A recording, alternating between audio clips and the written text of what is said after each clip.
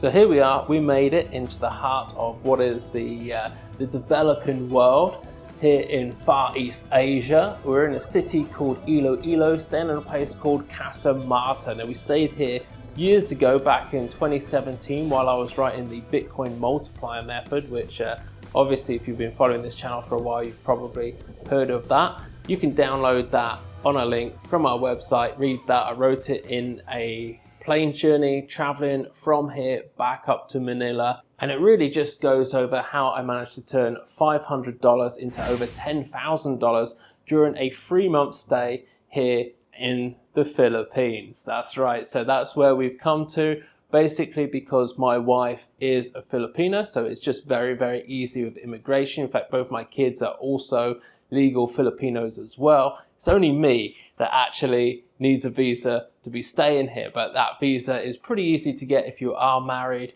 Not only do you start with a ballot buying visa, then you can get a non-quota visa. So if you're trading crypto and you've made some decent money, it's pretty easy to get anyway. So this hotel is absolutely fantastic. One of the best hotels that we stayed at. It has got a great pool, really great facilities here. The staff are incredible. Anything you want, you know, if you want a kettle in your room, a microwave, you want them to go do your laundry while you're out, they're absolutely fantastic. So I definitely recommend, if you ever do come to Iloilo, stay here, Casa Marta. It is fantastic. But why did we come here? So the cost of living here is absolutely great. It is much cheaper than in the UK, but it's not just all about it being cheaper. It's also about just a generally better, friendly environment. You know, you've got kids outside here, outside the schools, in the nighttime, in the dark, they just get into jeepneys, pop onto motorcycles and, you know, get lifts home and stuff. There's no fear like there is in the UK of like these weird criminal rape gangs, you know, molesting young children and pedophiles and all of that sort of stuff. It's just not really a problem here. You know, everybody's very friendly, very nice. Everybody just gets along in a very nice, sensible way. You know, the schools I hear are pretty strict, which is probably why when the Filipinos, they grow up, they are very good, decent people. And this city here, Iloilo, is definitely testament to that. So over the past week since we've been here, we've been looking at different properties. We've been chatting with property developers, as well as looking around different rental properties, looking at the opportunities, weighing up prices for rents as well as for buying.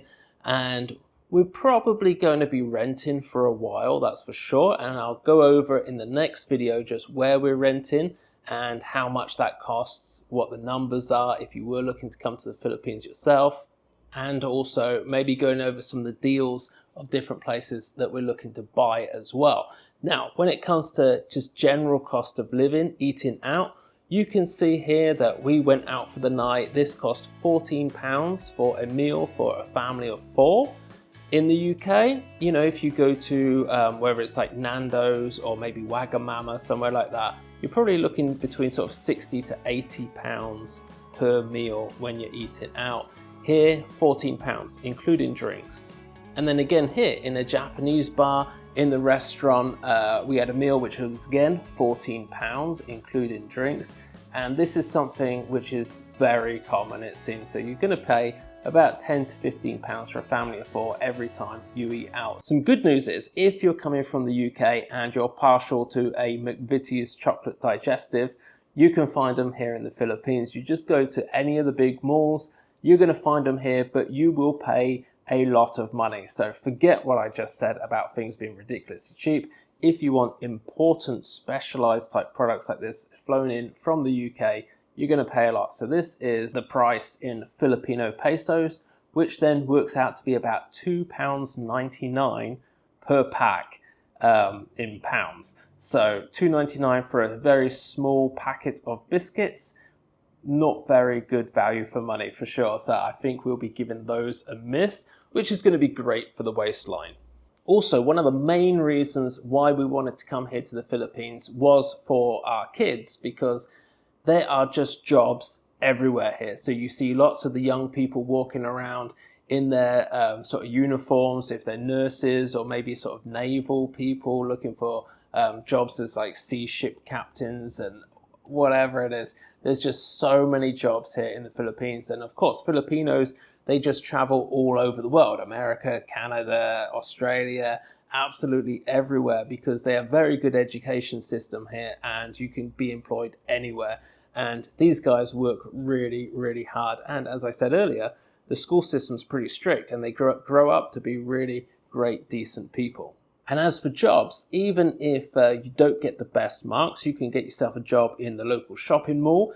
Just look around here. How many can you count? I mean, my goodness, there's a lot of staff in every single shop that you go in the Philippines. And the reason for that is because the cost of wages here is so low. I mean, most people, they're earning about 500 pesos per day, which is not a lot in UK money. And with a population now of over 14 million people, now just after the Second World War, they only had a population of, I think it was about 30 million. So they've gone from 30 million to 114 million people, absolutely exploded, compared to something like the UK, which after the war had about 50 odd million and now has about 60 odd million, getting on to 70. You can see the difference, okay? So the population here is growing like crazy. And that is offering up really good opportunities for things like rental real estate, which is fantastic. That's booming. Loads and loads of development going on everywhere. You've got hospitals opening up everywhere. We have shopping malls opening up all over the place.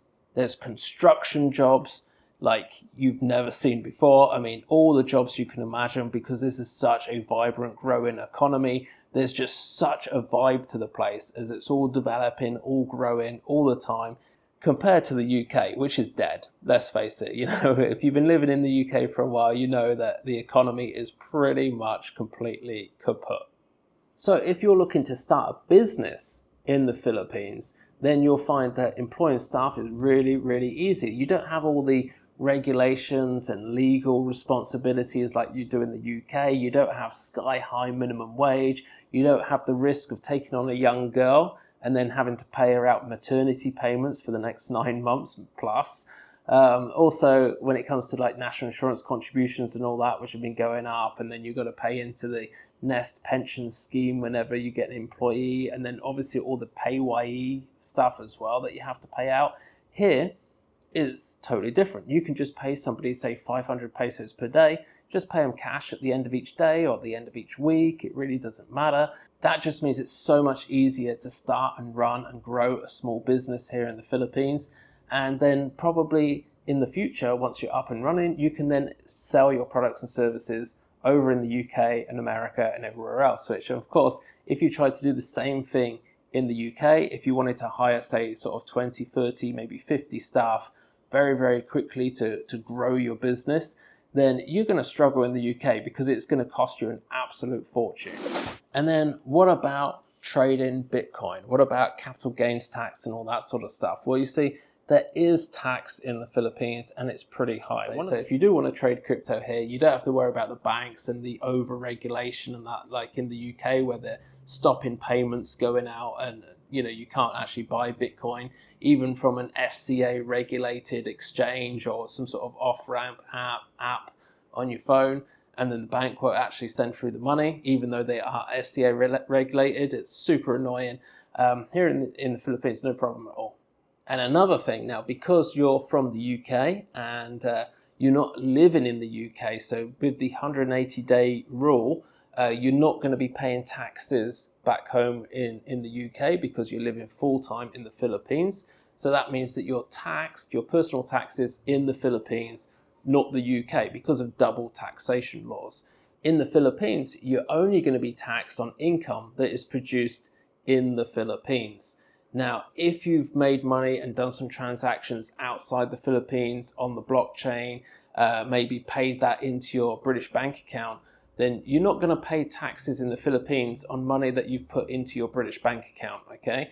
And then when you take that money from your British bank account and put it into the Philippines, you'll pay a remittance tax on the money that you're bringing into the Philippines, but you're not going to necessarily pay that tax in all cases unless you're just depositing it into a Filipino bank. So, you know, there's some ways around different stuff, and no doubt some legal shenanigans that I need to really sort of look into there.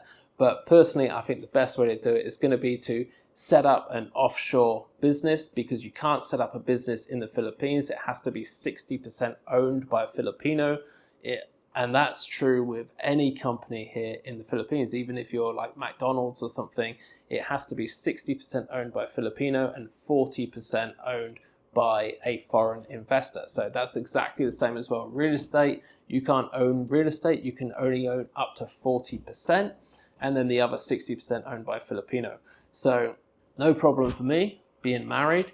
And what you want to do then with the 40% is have that owned by an offshore company, maybe in somewhere like the Seychelles, something like that, where it's obviously 0% tax.